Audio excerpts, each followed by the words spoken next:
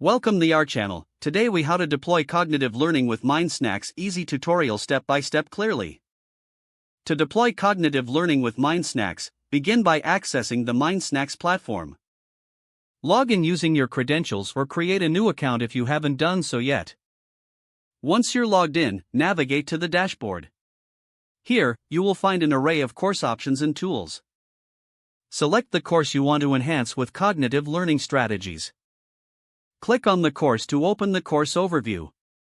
Next, explore the content options available within the course. You can choose from games, flashcards, and quizzes to incorporate cognitive elements. Decide which type of content best fits your learning objectives. After selecting a content type, click on Create or Add to begin.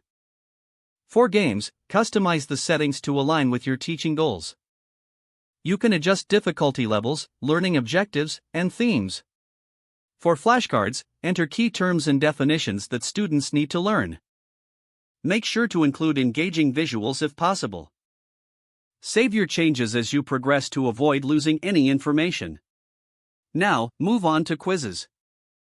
Create questions that test the cognitive skills you want to focus on. Incorporate different question types like multiple choice or fill in the blank. Review your created content to ensure clarity and alignment with learning goals.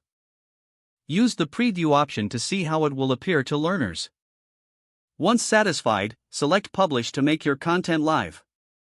To monitor progress, return to the dashboard. Check analytics for insights on student performance and engagement. Adjust your content based on these insights to enhance the learning experience.